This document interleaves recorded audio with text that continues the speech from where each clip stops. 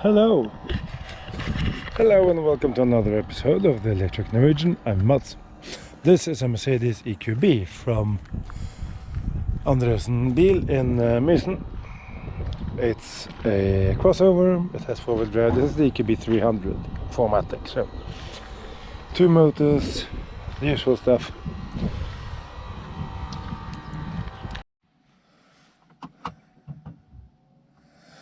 The interior in front here is, well, it's typical Mercedes really, but I like it. We have here the touch surfaces for the screen, which really is, I do like this inbox system. It's so responsive and quick. And also you have here, it's a tiny little thing, but it's very easy to use. And it's also touch, you can also push on it, and it's really, yeah, it's nice. You have your usual buttons here, you have your cruise control and stuff, and your regen and your stalks, like mounted there for the gears. And that's the park brake. It's just average things really. Storage and some power sockets, and you have your wireless charger there. Sadly there is no wireless CarPlay in this car, which is a bit sad, but I do like the interior a bit more here than in the EQC. The EQC is a lot more comfortable to drive, but this is, it fits better, less, well, you know, less, there's a few elements in the EQC which is a little bit tacky, to be honest. I love the car, but still. Anyway, back seat is a bit cramped. This is a 7-seater, so you can whip up the last seat row if you need to. You won't have that much in the way of luggage space left, but it's there. And you sit perfectly right as well. If you move the middle seats forwards, they are on rails, so you can move them forwards and backwards if you need to, which is nice.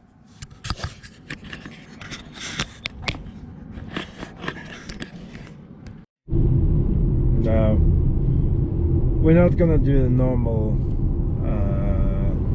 round today because simply I don't have time. The weekend didn't pan out quite as I had planned, but I do like this. I forgot to mention that in the it gives you 2 range readouts, one on the lower end, or maybe it's the most I don't know, and then it gives you 2. It says 199 and then it says 206 on max, and we're at a bit over 50% on the battery. We have a consumption now on around 210 watt hours. So I like that. Like I said, it gives you more than one readout on the range, and that it's a quick enough car as well. Really, you don't really need any more than this in daily traffic. There is a bit of wind noise here, and tire noise on the motorway, but the whole car feels, you know, sometimes a car feels slower than it is, and this is something like that. There was this aluminium look-alike piece of trim in front of the passenger, and it's really annoying because it's this plastic metal thing, and it just reflects the sun straight into my face when I have the sun half from sort of rear 3/4 or something like that. It's really annoying, and it just, why? It's so unnecessary. It's a tiny little, well, you can just wrap it probably, maybe. imagine anyway. Other than that, this is just a really, really nice little car. It's not that small, but it's not that big either. That's the thing about it. And you have 7 seats for when you need them. And you're comfortable. It's relatively quiet. You have plenty of power. You have, I would imagine, you have easily 300 kilometers in this one. And probably more too. But of course, it's not very aerodynamic though, so I would imagine that high speed isn't exactly this car's party piece.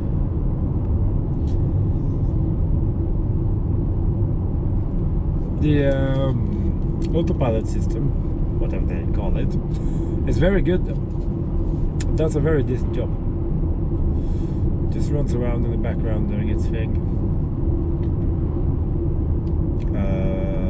Trying not to kill you, unlike some systems do. And yeah, we're at 48% or something like that. It still says 175 is maximum and 166 is a minimum. So if you double that, it gives you somewhere around 320 to 300 roughly 50 kilometers of range. I've driven it, drove it, I picked it up yesterday, so I had a bit of mixed driving with it, mostly country roads really. And yeah, you can hustle this down the open, half open country road as well, but it's not a sports car, it's not meant to be. This car is just averagely a very good car. It's a good product. Interior wise, materials wise, it's actually pretty good. It's all soft surfaces and it's a bit of plastic, it's sure, and a bit of piano black, but apart from that reflective surface on the passenger side, it's nothing here that bothers you. It's all very good and even. It's sort of consistent the whole way through, which is nice. The seats are good, steering wheel feels good, all the controls falls easily to hand, mostly. I can criticize it for having a speedometer when it has a digital readout, and you can use that space for something else. It's a lot of, but that's neither here nor there.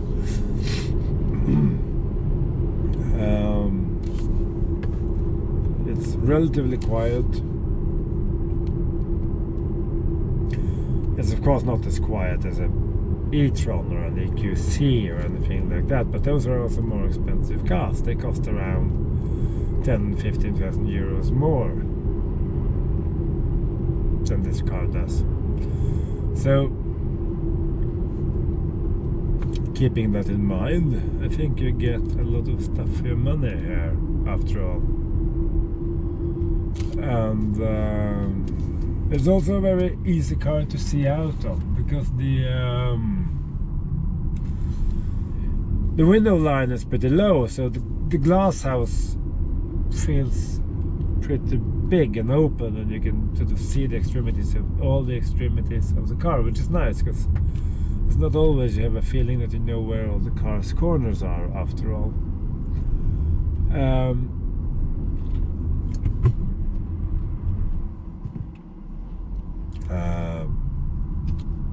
Yeah, it's pleasant.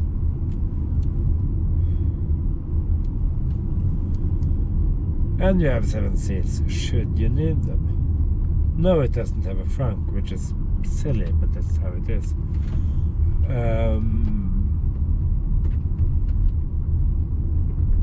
Neither does it have.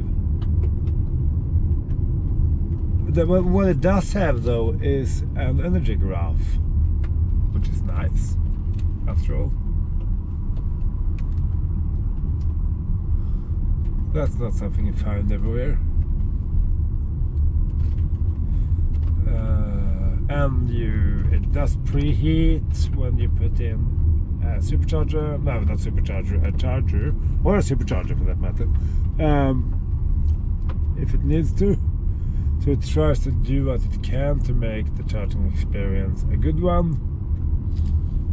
And it's just a competent car, really. We've been on the road for a while now, and well, as you can see, that's what we have left. So, yeah, imagine 350-400 kilometers. Now I'm going to charge it a little bit before I go and deliver the car back.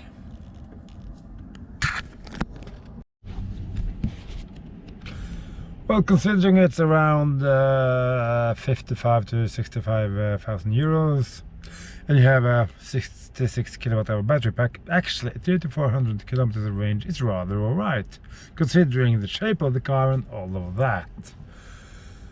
Now, if you need 7 seats now and then, this is a good choice. But it isn't the biggest car, particularly in the back seats. It's a Mercedes.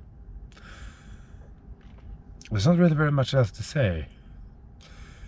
As a car goes, it's very good. As an EV goes, it's not bad there either. So absolutely worth considering. Thanks to Andresen Bil for lending me the car, and I'll see you in another video. Do take care, and like, comment and subscribe if you so wish.